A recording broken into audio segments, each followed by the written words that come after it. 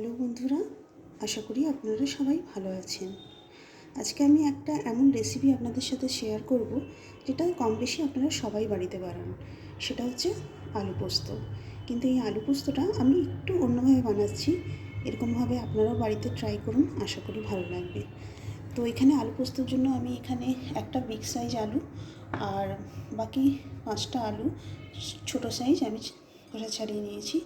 2টো tomato নিয়েছি, একটা ছোটো টমেটো, একটা বিগ সাইজ টমেটো, আর 2টো পেঁয়াজ, মিডিয়াম সাইজের কাঁচা লঙ্কা।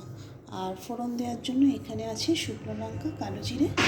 আর যে পোস্তটা, যেহেতু এটা আমি মিক্সিতে গ্রাইন্ড করব, সেহেতু আমি আগে গোটা পোস্তটাই গ্রাইন্ড করে নেব, তারপরে এটা জল দিয়ে আমি পেস্ট করব। এতে কিন্তু খুব সুন্দর পেস্টটা হয়।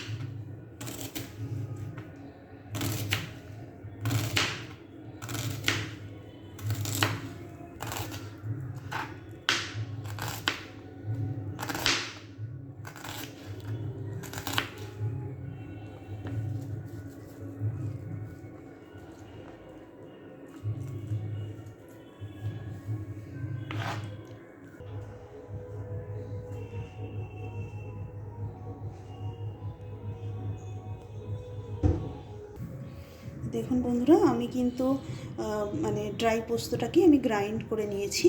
এবার এর মধ্যে জল দিয়ে আমি পেস্ট করে নেব। এতে কিন্তু পেস্টটা খুব স্মুথ হয়। আপনারা বাড়িতে যদি শিলনোড়াতে করেন তো খুবই ভালো হয়, কিন্তু যারা মিক্সিতে করবেন এইভাবে করবেন। এখানে আমি কিন্তু 4 টেবিল স্পুন পোস্ত নিয়েছি, সেই জন্য জলটা কিন্তু আপনাদেরকে একটু বুঝে দিতে হবে। জলটা দেওয়ার পরে একটু নাড়িয়ে নিতে হবে। আর এই জলটা দিয়েই আমি সঙ্গে সঙ্গে কিন্তু পেস্টটা করব না, 5 মিনিট মতো রাখবো, তারপরে পেস্টটা করে দেবো। তো পেস্টটা করে আপনাদেরকে দেখাচ্ছি আমি। তো বন্ধুরা, আমি কড়াটা গরম হয়ে গেছে, এখন এর মধ্যে সর্ষের তেল দিয়ে দিচ্ছি।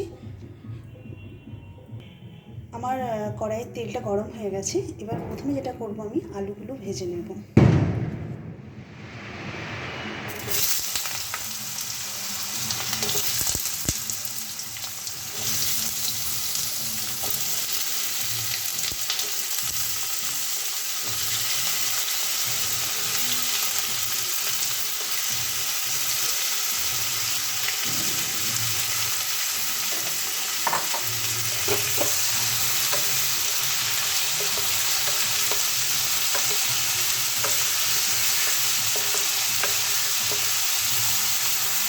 ভাজার সময় একটু নুন দিয়ে দেবো, তাহলে কিন্তু আলুগুলো সফট হয়ে যাবে।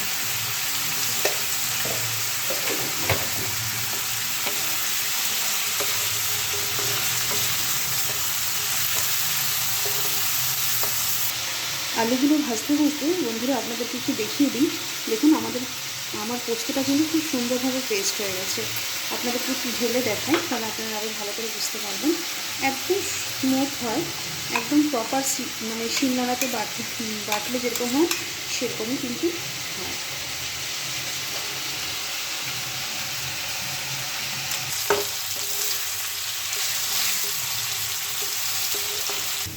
তো বন্ধুরা, আমার কিন্তু আলুগুলো ভাজা হয়ে গেছে। এবার এগুলোকে আমি তুলে নেব।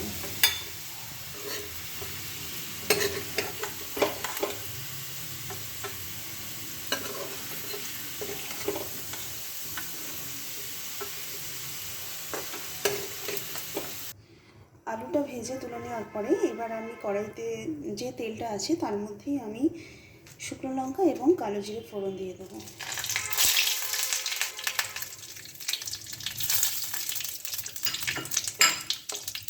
শুকনো লঙ্কা এবং কালো জিরে থেকে যখন সুন্দর একটা গন্ধ ছাড়বে, তখন আমি যে পেঁয়াজটা কুচিয়ে রেখেছিলাম সেটা দিয়ে দেবো। আলু পোস্ত আমরা প্রায় নিরামিষই সবাই করি, কিন্তু একটা আলু পোস্তটা এইভাবে পেঁয়াজ দিয়ে করে খেয়ে দেখবেন, দারুণ একটা টেস্ট কিন্তু পাবেন। পেঁয়াজটাকে এবার আমি ভালো করে ব্রাউন কালার করে ভেজে নেব। আমার পেঁয়াজটা কিন্তু হালকা ব্রাউন হয়ে গেছে। এবার আমি টমেটোগুলো দিয়ে দেবো।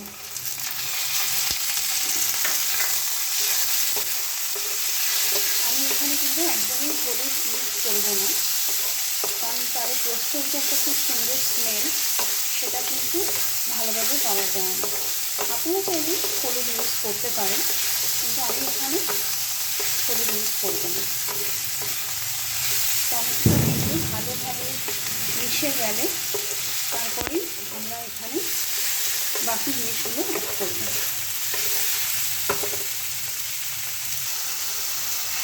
আমার টমেটোগুলো কিন্তু খুব ভালো করে মিশে গেছে।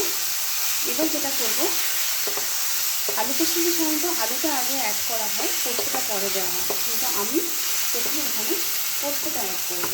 পোস্তটা দিয়ে কিন্তু পোস্তটা এই টমেটো আর পেঁয়াজের সাথে আমি ভালো করে ফ্রাই করব। তারপরে আমি আলুটা দেবো, কারণ আলুটা যেহেতু আমার ভাজা আছে সেজন্য আলুটা বেশিক্ষণ সেদ্ধ হতে টাইম লাগবে না। এই সময় গ্যাসটা কিন্তু একদম মিডিয়াম ফ্লেমে করে দেবেন।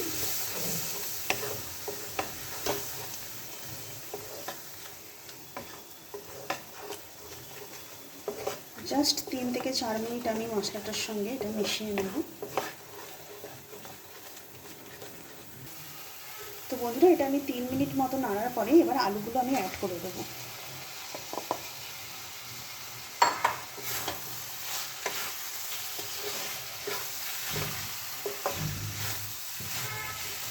দিয়ে ভালো করে আমি পোস্তটা কিন্তু আলুর সঙ্গে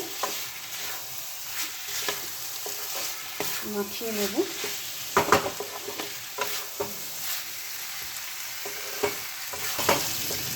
আমার কিন্তু পোস্তটা আলুর সঙ্গে ভালো করে মাখানো হয়ে গেছে। আলু দেওয়ার পরে কিন্তু আমি বেশিক্ষণ ভাজবো না। এবার আমি এতে 2 কাপ মতো গরম জল অ্যাড করে দেবো।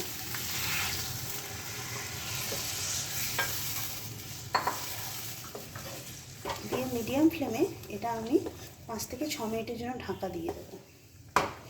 তো বন্ধুরা, 5 থেকে 6 মিনিট পরে আমি আবার আসছি। তো বন্ধুরা, আমি 5 মিনিট পরে দেখে নেব আমার আলু পোস্ত কতটা হলো। দেখুন, খুব সুন্দর একটা কালার চলে এসছে। আমি কিন্তু এখানে কোনো রকম হলুদ কিচ্ছু ইউজ করিনি, কিন্তু যেহেতু টমেটোটা দিয়েছিলাম সেই টমেটো থেকেই কিন্তু একটা সুন্দর কালার এসছে। এবার আমি দেখে নেব আমার আলুগুলো সেদ্ধ হয়েছে কিনা। একদমই সেদ্ধ হয়ে গেছে আলুগুলো। আমার কিন্তু আলু পোস্ত একদম রেডি। এবার এটা আপনাদেরকে আমি সার্ভ করে দেখাচ্ছি। খুব সুন্দর একটা গন্ধ আসছে। এইভাবে আলু পোস্ত কিন্তু অবশ্যই একবার বানিয়ে দেখুন, খুব ভালো লাগবে।